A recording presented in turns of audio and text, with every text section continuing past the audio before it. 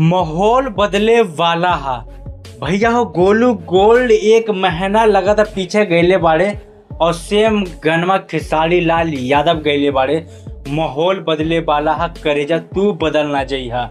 मतलब कि भैया हो पूरा लाइनिया ही औसन हा। कुछ कुछ जगह एकदम अखिलेश कश्यप चेंज कैले बाड़े गनमा के, लेकिन गनमा के लाइनिया उहे बा।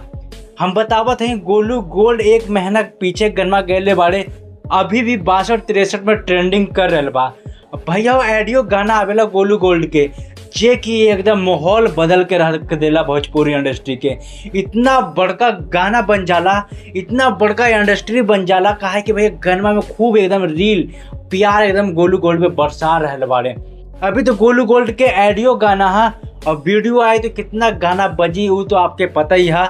और दूसरी बात ही है भैया, सेम गाना खेसारी लाल यादव अपना पुराना हरकत छोड़िए ना, चोरी कर ले बाड़े। और भैया हो केकरो भी छोटा कलाकार के गनमा खेसारी लाल यादव नईखे बजे देते बाड़े। भैया खेसारी लाल यादव का परंपरा है, कोई भी ट्रेंडिंग में गाना बज रहा बा खेसारी लाल यादव उठा लेते बाड़े और गा देते बाड़े। और सेम काम चोर वाला काम करने वाले अखिलेश कश्यप जी सेम इहे उहे कमा करेले। जे भी मार्केट में जेकर दबदबा हा, मतलब जेकर गाना ज्यादा बज रहा बा उहे गनमा को उठा के खेसरिया के दे देवेले, मतलब खेसारी लाल यादव के दे देवेले और खेसारी भैया गा देवेले। अब भैया हो ऐसे करे के ना चाहिए खेसारी लाल यादव के, सबके मार्केट में गनमा बजे के चाहिए, ये खेसारी लाल यादव के माने के चाहिए। लेकिन खेसारी लाल यादव अपना ट्रेंडिंग स्टार के टेक जे हट जाई, वो टेक के बचावे के चक्कर में सभी के गनमा गा देवे दाड़े कि ओकरो गनमा बज रहा बा एकदम ट्रेंडिंग में, तो हमरो गनमा ट्रेंडिंग में ही जाई। जैसे कुछ दिन पीछे ही आशीष यादव के गनमा एकदम ट्रेंडिंग में बा, वह ट्रेंडिंग में उठा के बम भोले वाला गा देले बाड़े।